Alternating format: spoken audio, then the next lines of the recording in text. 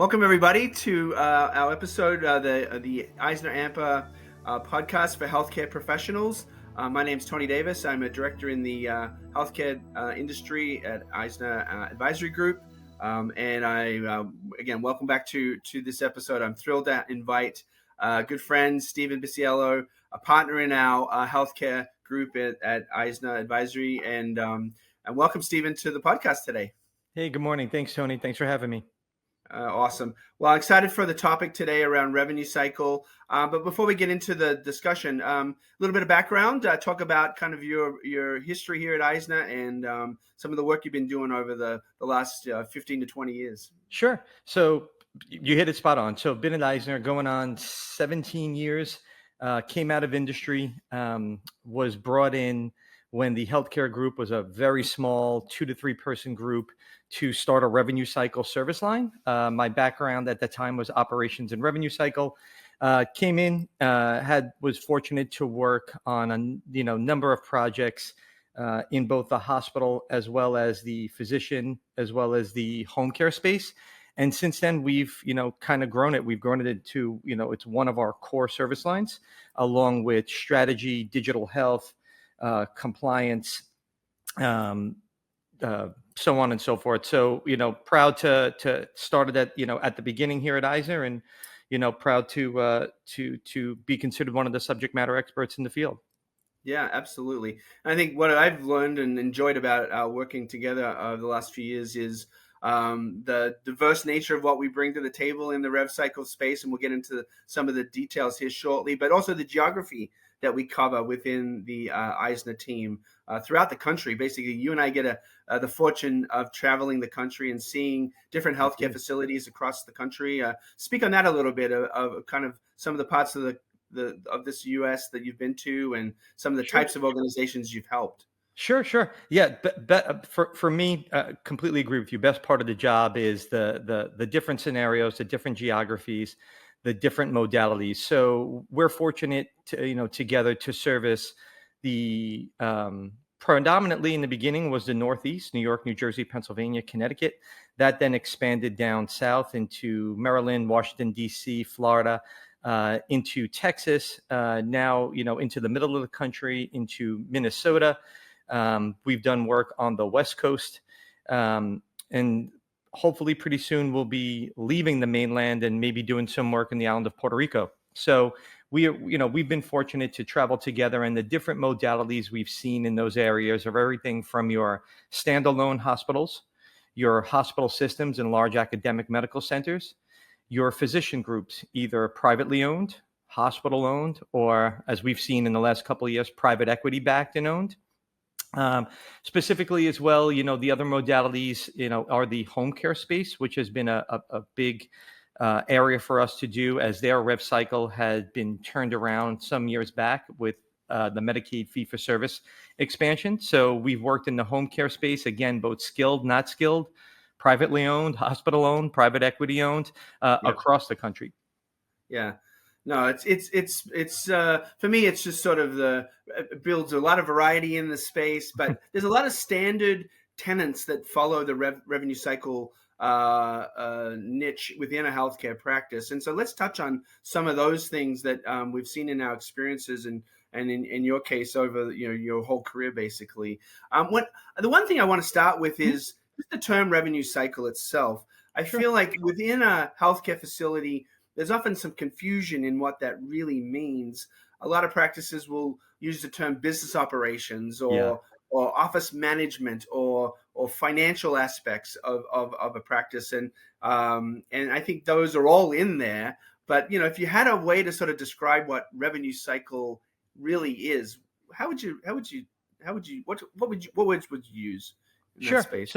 Sure. So I think cycle is a good term because there is a circle-ish format to it.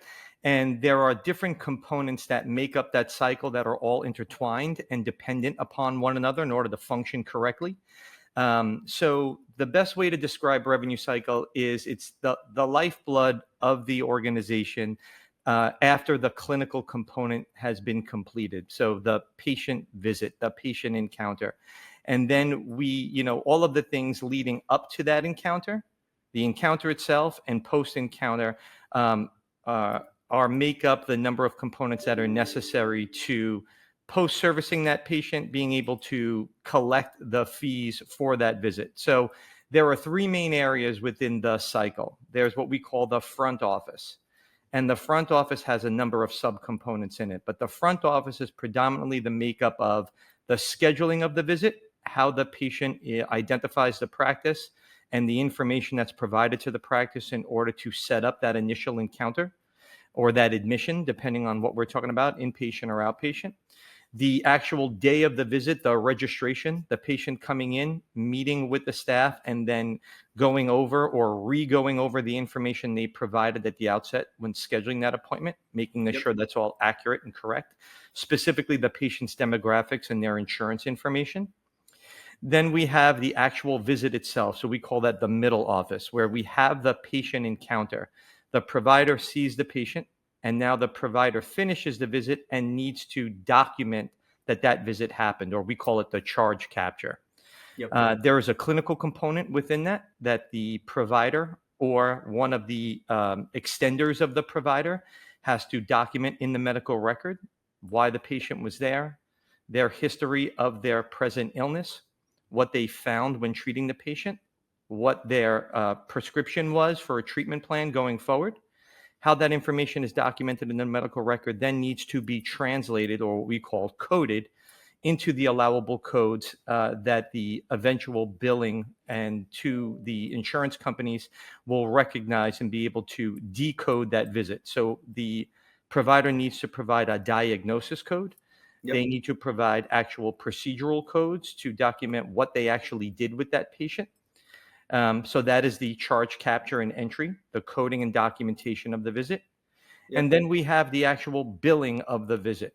All of the information that goes in to create the invoice that goes out to whoever the payer is, whether it's a government payer, Medicare, Medicaid, whether it's a commercial payer, or in some cases, if we're billing the patient and we're providing them the backup invoice. That billing function begins the back office portion of the revenue cycle, where we actually bill for the services the provider performed. That then goes to, traditionally, let's use the insurance carrier as an example. The insurance carrier then acknowledges that receipt of that invoice.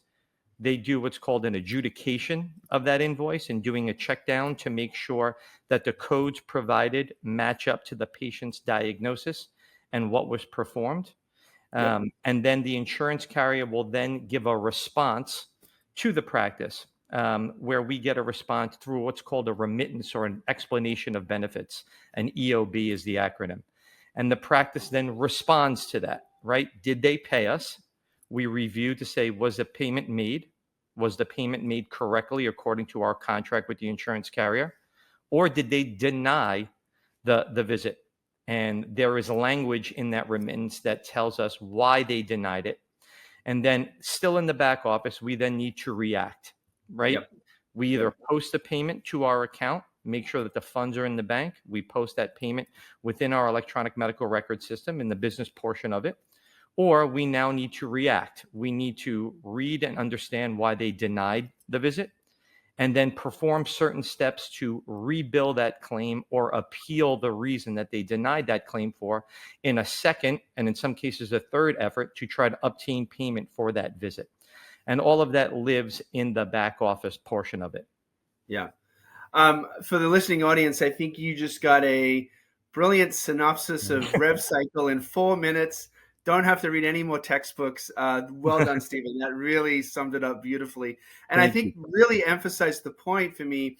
If I'm a physician owner, a key executive, a leader, or a supervisor in that space, of how many touch points there are in the rev cycle process. I think at some point we've done the analysis over the journey, and it's almost over 100 different touch points. Correct. Either not necessarily 100 people, but various, and in a lot of groups, whether it's a small practice or large, you've got one person doing a lot of those functions, and that becomes very problematic. And because there's so many pieces and touch points, that every aspect of that needs to be done very well. Otherwise, it really it can have a negative and certainly a positive impact on the cash flow of the organization. I mean, I think that message gets missed quite a bit, wouldn't you say, as you visit these practices and these health systems across the country? Would totally agree. I think the best way to look at it is, right, there's two synergistic processes that are going on. The patient unfortunately has an illness, has a reason for a visit, and the clinicians need to treat that in the Yep. best way possible to bring the best possible outcome for the patient's illness.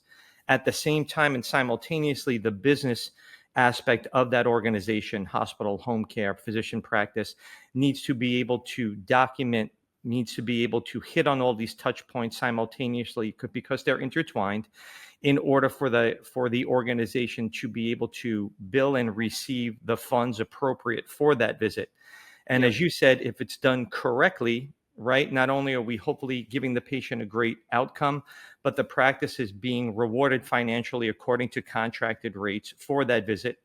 And when it's optimal, the practice is in a profitable standpoint to take those funds and reinvest into the practice, both people and technology, in order Yep. to create, better environments to continuously treat patients or expand the treatment of said patients. So Yeah. yes, it's obviously very important for the financial lifeblood of the practice, and to be able to continue to work with the curve of healthcare.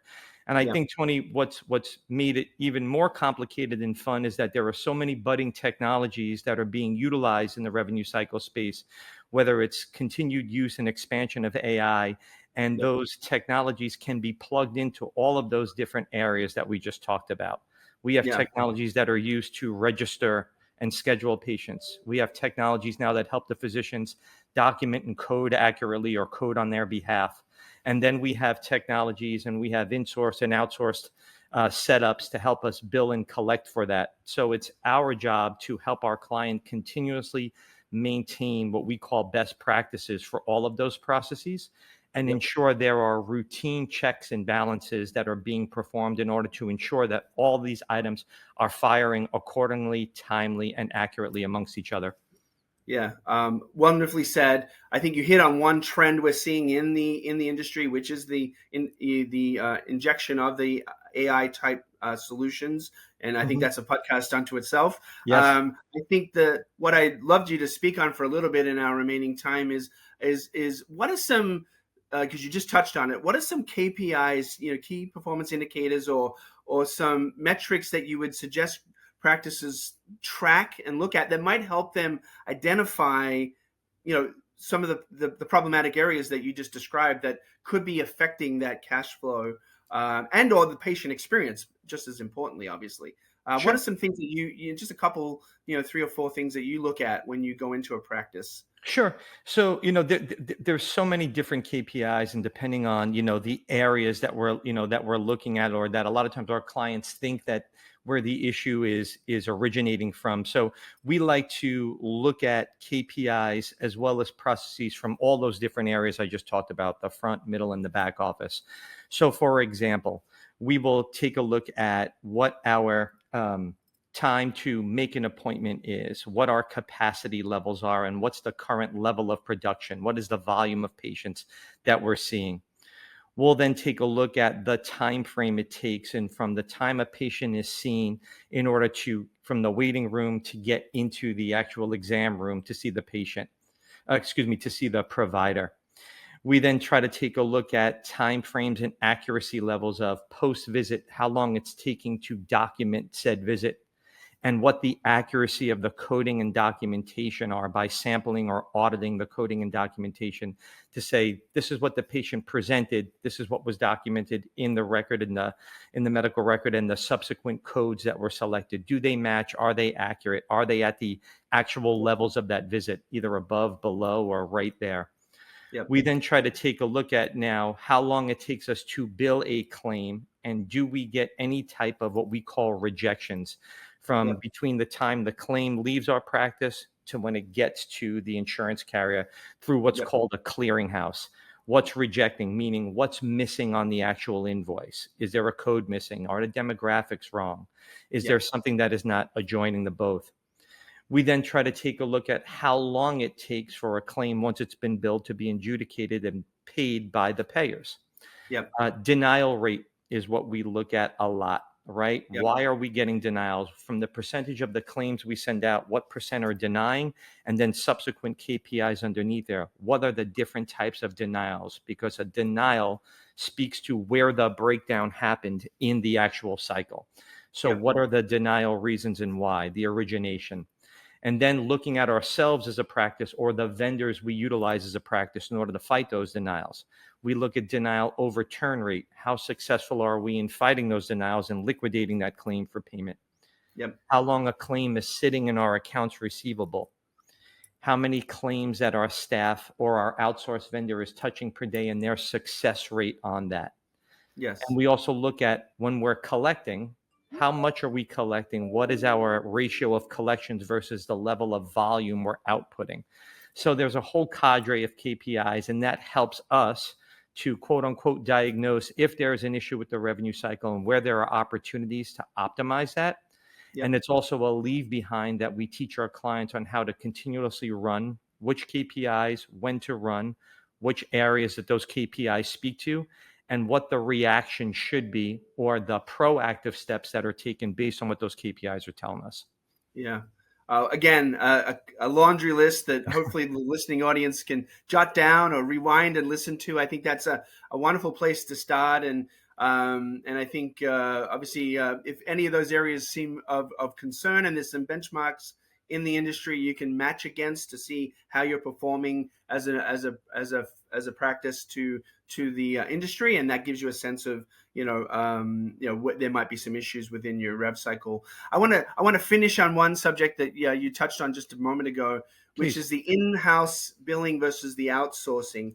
I think we see that and that could be a size thing, not necessarily, but maybe speak on that a little bit and how you've helped practices, whether they have obviously an outsourced entity that's doing their billing for them. And I say billing, that again could be a cadre of services they're offering versus an in-house solution, Sure. and just sort of how you go about assessing either one of those. Sure. So typically, we've seen insourced, outsourced, or hybrid setups where it's either we're contracting with a vendor to provide some of one service, multiple services within the revenue cycle on our behalf. Or we employ staff who are our full-time or part-time employees who are performing all of the portions of the revenue cycle or some portions of the revenue cycle.